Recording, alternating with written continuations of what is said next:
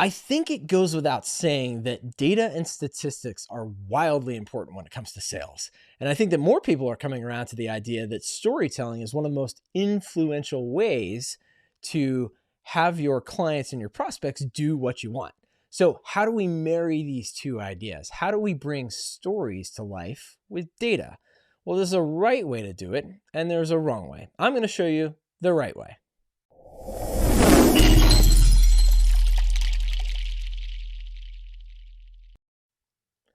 Hey folks, it's Jim Schubert with Agents Growth Academy. If you're new here, I am the CEO of Southern States Insurance, which is a large independent insurance agency, and I am passionate about teaching other insurance agents and anyone in the service industry how to be better at branding, marketing, and leadership. If you're watching this on YouTube, please be sure to subscribe so that you get more great content like this. If you're watching this on LinkedIn, please be sure to connect with me. I love having conversations with folks about the content that we're talking about. So let's get to today's point, which is how to bring stories to life with data. Well, there is a fantastic quote from Brene Brown that I love. It says, "Stories are just data with a soul." Yes, they are. And data is so important, but there is a right and a wrong way to incorporate it into your stories when you're trying to influence people to do what you want them to do. There's 3 secrets I'm going to share with you. The first one may sound kind of elementary, but it's to use data to support your main argument. Yes, you do need to use data points, but there's a right way to do it. Don't just come up with stuff on the fly or use things that somebody else told you about. Before we get into how to do that, understand that data is very similar to reviews or testimonials that you get online from your clients. Those things, reviews, act as social proof. It proves that your company or your people know what the heck they're doing, right? It's social proof. Data is that proof inside a story that says that you know what the heck you're talking about and what you're doing, right? So if I say to a potential client, who's maybe a small business owner, cyber liability is really important. Okay, yes, that's accurate, but it's not really engaging. If I were to instead say that, did you know the average cost of a data breach is now over $4 million? Boom. Whoa, yes, it opens their mind up to this new concept or this thing that they weren't thinking about before, and they want to know more, right? They want to know more. So I encourage you to do your research before and just go to Google and put in whatever the topic is with data or analytics after it, and you'll get a bunch of results. You got to filter through them and make sure that you're using accurate data, right? Look for the same data points used over and over, maybe. As a matter of fact, it's actually how I got the data point for this point. I just simply put in data breach statistics, and I got a bunch of different results that a lot of them had the same figure. So I felt confident enough to use the $4 million average cost of a data breach in my story. So do your research ahead of time and actually develop like a library of these data points that you can use in stories when you're telling clients stories. What's the second secret? It is, don't overdo it. It's tempting to get all these data points and just hammer your clients and your prospects with these data points, but you run the risk of having them have data fatigue, right? Have you ever been in a classroom where the teacher or the professor is just droning on and on with different data points, one right after the other, and you're just trying to stay awake, not get that data fatigue, right? There is a magical ratio, I guess you could say, of data to the rest of your story or your main point, your argument.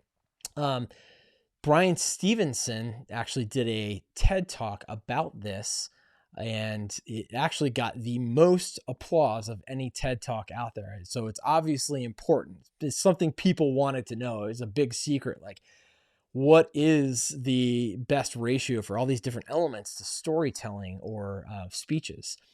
And he talks about 3 elements. It's ethos, logos, and pathos. Ethos is that credibility. It's like your title or your experience, right?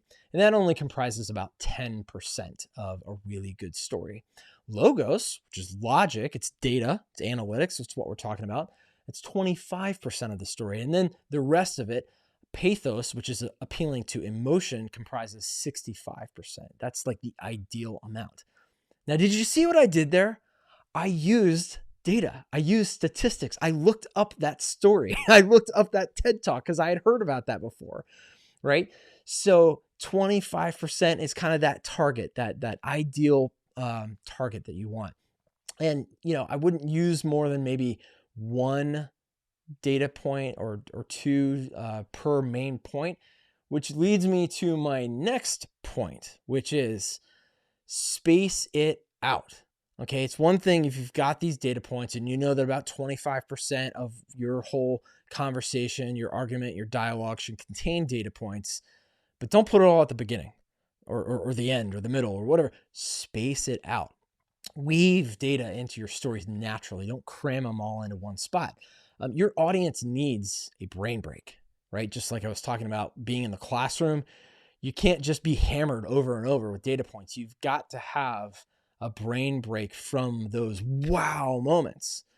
So my magic formula for you would be to use one data point and then one story to illustrate that data point, right? So if I go back to the example I used of the average cost of a data breach now being $4 million. By the way, it used to be about $3 million a couple of years ago, but because of the pandemic, a lot more people were at home and so on and so forth. Data breaches now average cost a lot more. So if I'm telling that to my client and I say, let me tell you a story about what I'm talking about in regards to data breaches being $4 million of average cost. This is what happened to one of my clients, or this is what happened to a client of somebody else that I know, right? So I'm using one data point and then one story to illustrate it. So then you work backwards into, okay, what is it going to take to convey my overall argument to my prospect or my client? Maybe it's one data point and one story. Maybe it's two data points and two stories, right? Maybe it's three. Who knows? Only you know what that is. I wouldn't use too many more than that because you're just going to run the risk of them kind of losing their attention. So that's the third point, is to space it out.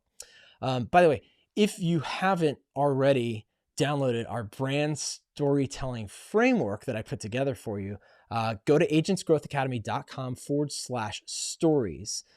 I was struggling trying to figure out how to get all the stories that I've got in my head that I want to tell people in my industry to help get my point across and influence them. I was having a hard time of concisely crafting these stories. Well, I put together a framework for you that you can download for free. So just go to agentsgrowthacademy.com/stories. You'll get the framework and it gives some great examples. And you also get a worksheet that you can use over and over to develop this library of stories that you can use in business with your clients, your prospects, or whoever you're trying to influence. So let's recap these main points of how to bring stories to life with data. Number one, use data to support your main argument.